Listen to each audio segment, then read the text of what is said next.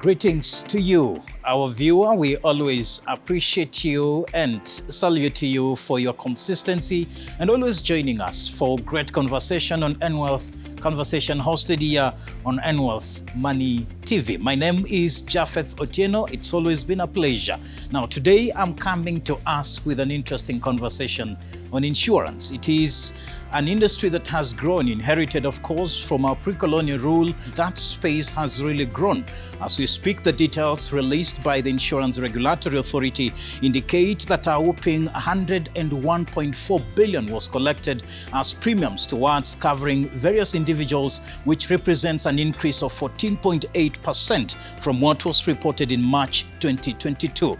Out of the 101.4 billion, 61.6% represents premiums towards the general insurance, which of course highly covers the medical insurance and the motor insurance. 38.4% represents investors who are doing long-term investments, of course, which covers the general investments, the annuities, group life, personal pension, and many others long-term investment plans. If you're to look at the long-term investment plans alone, there was an increase by 59.9%, which amounted to 14.3 billion.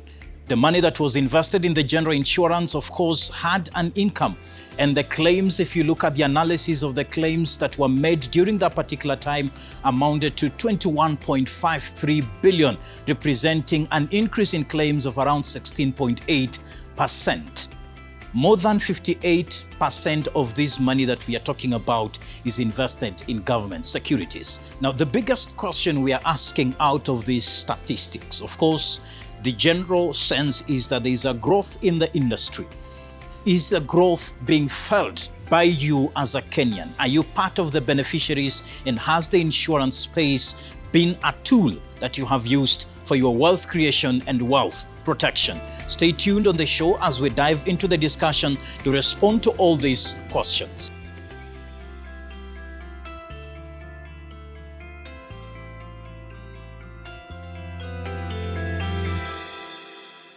Now, to respond to all our questions concerning the insurance and all that, we have an expert in the house in the name of Kama Namae. Pleasure having you, bro, on the show. Kama Namae is coming from us with a vast of experience. He is an insurance analyst. He's also an expert in risk assessment and also investment analysis, with over 10 years experience in the space, and of course, a member of the Insurance Institute of Kenya. So he's coming to us with practical experience in the space, having dealt with both retail and corporate clients.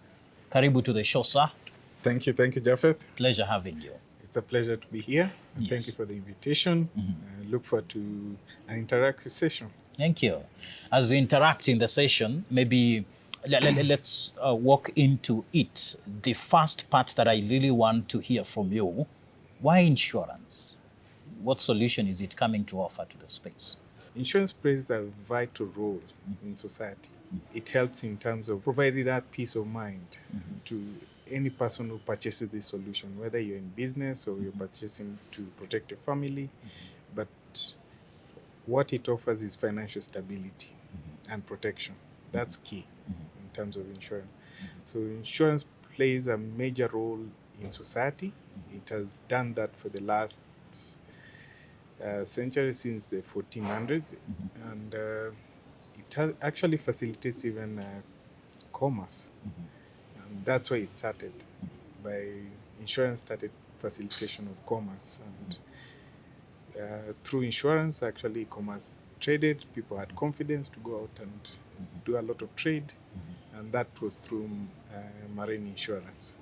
Yes. So if you are to, you've talked about the financial stability and the financial protection that comes with insurance.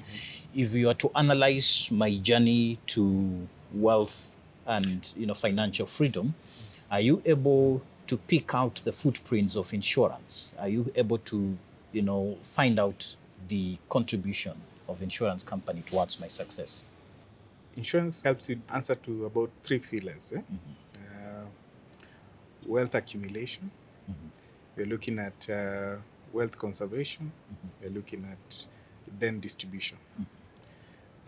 Wealth accumulation, insurance has been there to help in terms of um, building up, encouraging.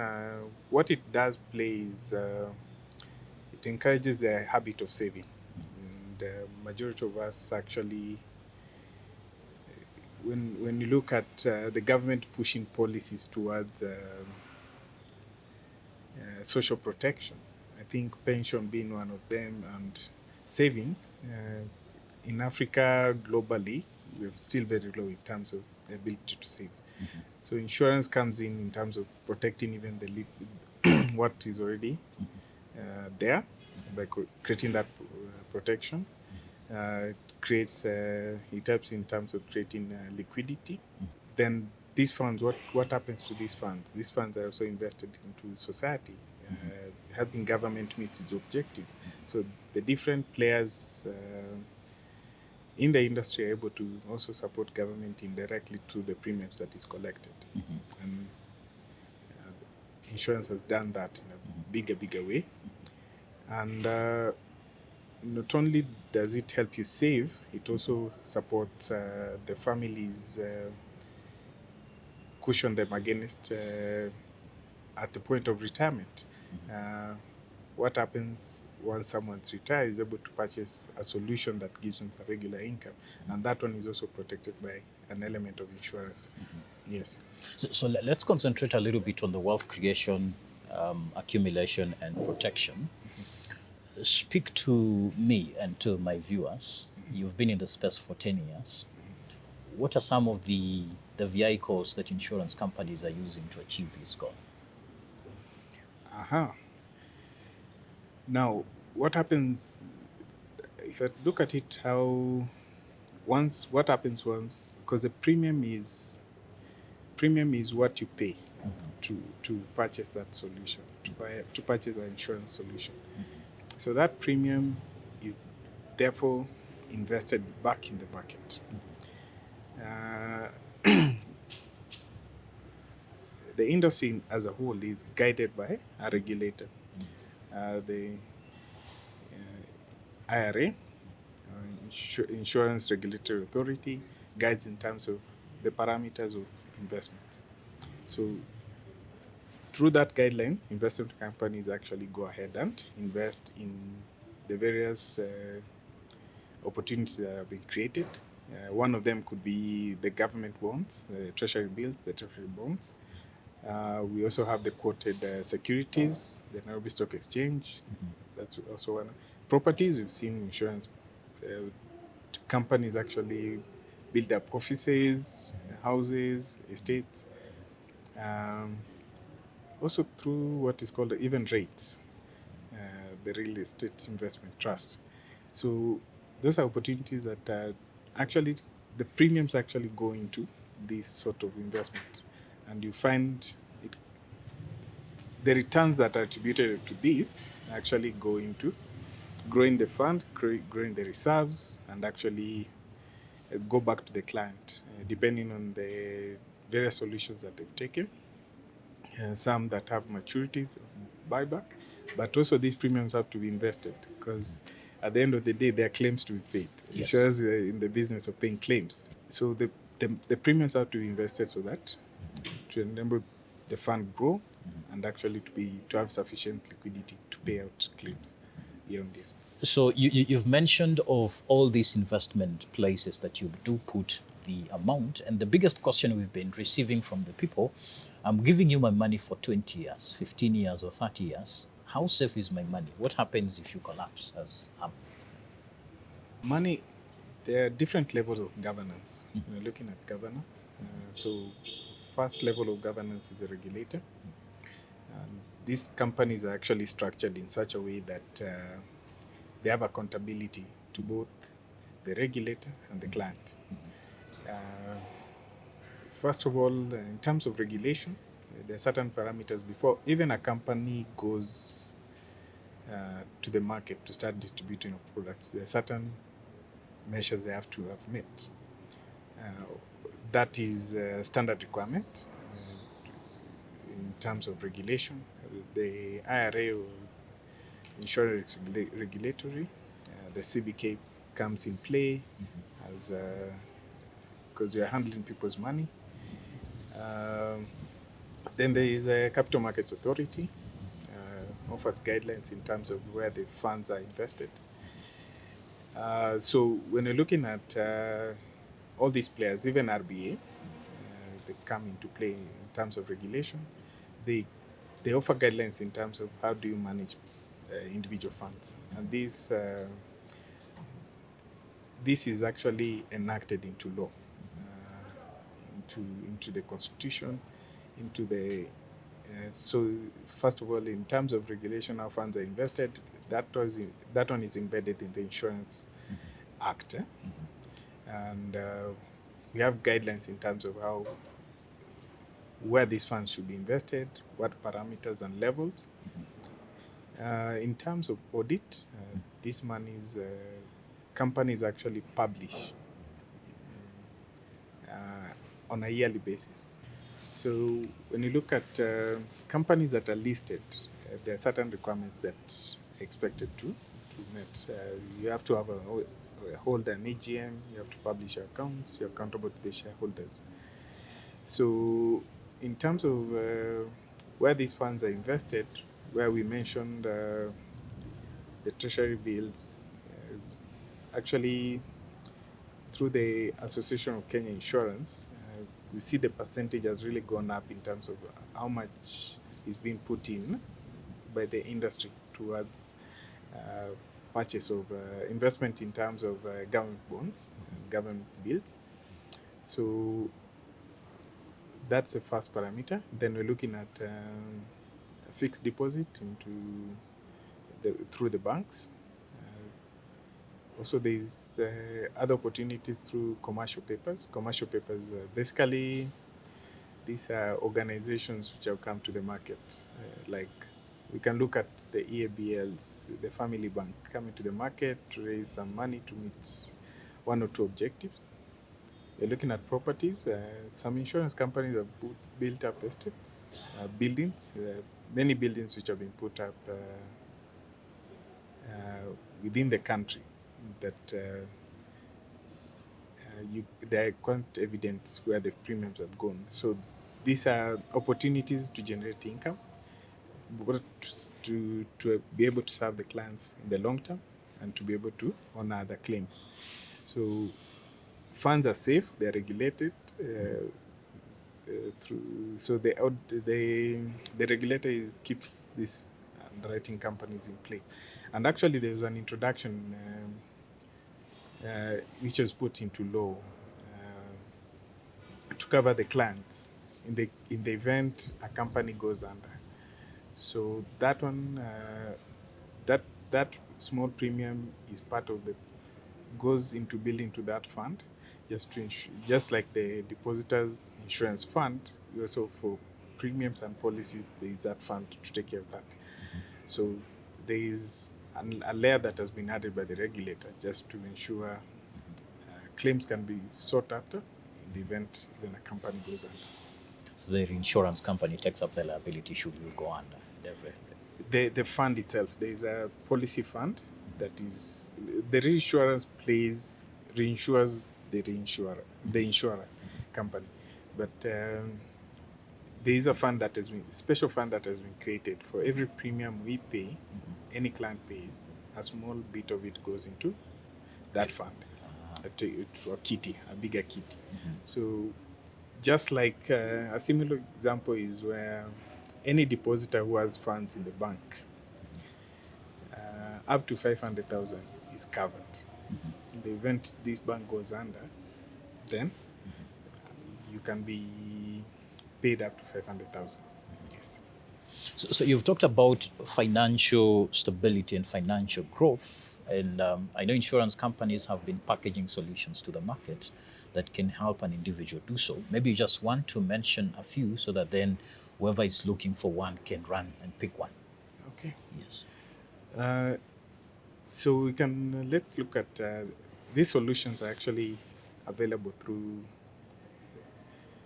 different players, and the solutions, maybe I'll just touch on a few that address to the various needs that are there in the market. Like if you buy a car, you're looking at it as your asset or your property. So you put in quite a bit of money to buy that property. So you want to feel safe that this car, in the event of anything, that it's secure. So you can buy something called a motor insurance. So motor insurance to cover the car against any eventuality. You're looking at fire, accident, and many other things that can happen. When you're looking at your house, let's go back home. You have a beautiful home. You've invested heavily in your house, quite a bit of electronics, other assets inside your home. You want to protect that asset because you've invested quite a bit. So you can buy something called a domestic cover. The domestic cover covers the house content and the house itself against fire and burglary. So if your house now catches fire, or maybe there's a flooding scenario, somewhere in Athi River, I think a few years back. Yes. The question would be if those individuals had purchased home insurance, then they will be adequately compensated by the insurance cover. And these solutions are affordable. If you're looking at medical health insurance, if you fall ill, what happens? Can you be able to walk into a hospital and get treatment? Because most of the time, if you don't have cash liquid, you'll have to either borrow to go get treatment, so insurance just cushions your pocket against. So you purchase that insurance to help you cushion yourself against using your own money. So it's in a way it's a savings. If you look at if you're importing goods or exporting goods, those goods, if you're importing, we are net importers of a lot of things, goods, basically goods. So how safe are you that this good will get here? A lot of things can happen. Either fire can catch the ship and you lose your asset. So that insurance is to safeguard your importation or exportation of this particular. So it also facilitates, it cushions you against that loss. We are looking at on an individual basis. Certain solutions have been developed, especially now that in the event of death or loss of life of an individual, there's a cover you can purchase called a last right or last expense cover. This last expense is basically to be paid immediately after the loss of life of the loved one. This will facilitate the costs that goes towards the burial. So it's a very affordable cover one can be able to purchase because life is full of uncertainty. So it can happen anytime. So why not purchase such a solution that cushions your pockets? Because most of the time, calling an RMB every other week cannot be sustainable. So you can be able to purchase such. Insurance has come in also to provide a solution for estate planning. How do you pass generational wealth? How do you create a legacy for your loved ones? We're talking about life cover. Life cover is one way to pass on generational wealth. You can pass out property. But one easier way to pass on generational wealth is purchasing a life cover. And life cover you can purchase to the amount you can be able to afford. That you can easily pass on and name your children as beneficiaries in the event that death was to occur. And it's about time actually we start looking at other financial assets that we can be able to pass on as an estate, as opposed to only tangible property. So life cover is a very good asset to purchase, and I'll encourage many of us to embrace that. And also, insurance helps you plan and save for the future. Someone said, I was just watching a show yesterday in terms of, it's telling you can't predict your future. Even investment, you can't, past investors that don't guarantee future. The same for life. If you have a young ones, there is a solution that has been put in place by the underwriters called an education plan. It helps you actually build up a fund over time to help you meet that future need, because that obligation will be there. Whether I plan for it today or not, Yeah, true. I'll need to. But what are the uncertainties we face?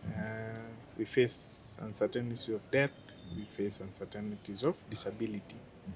So these solutions actually come in to give us peace of mind that in the event that was to happen, then we are adequately cushioned.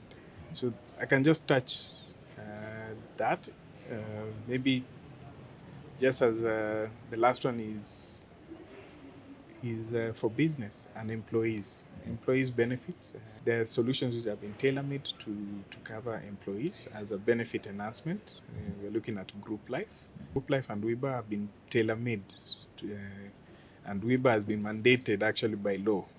It's only that law requires that if you're an employer, you need to have the basic cover, which is work injury benefits. So in the event anything was to happen to your employees while at work, then insurance is supposed to, if you've purchased that solution, insurance will offer that compensation in that particular event.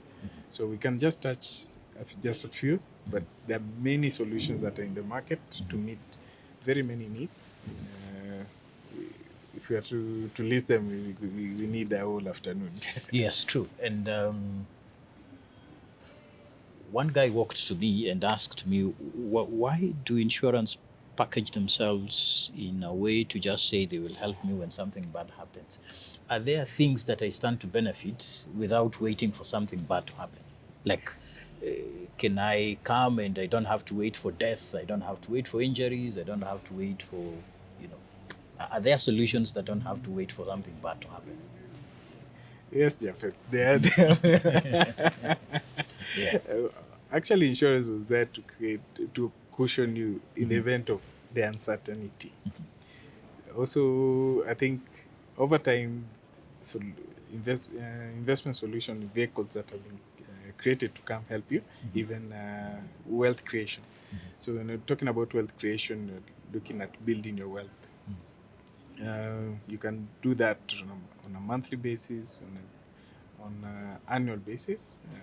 There are various vehicles that have been created, the endowments or savings plan, that actually allow you to build up capital to help you meet a certain objective. Actually, these solutions have been there. They have a maturity date based on your goal. They can be tailored to meet a certain goal you're looking at. So your timelines, you define the timelines when you want this maturity. There's some which have a fixed timelines in terms of maturity, and I've seen them actually work and help clients meet a bigger objective, because you'll start small, you're building your capital over time, and actually you're able to realize a bigger goal. So yes, there are solutions that you can still benefit while still alive. And also there is one more which can also cushion you, even at survival, which insurance companies have developed over time, just to cushion your pocket. In the event you fall ill, you're still alive, but you can fall ill critically, and the medical bill can go exorbitant. So it's a severe illness or critical illness cover that was developed because there was a need.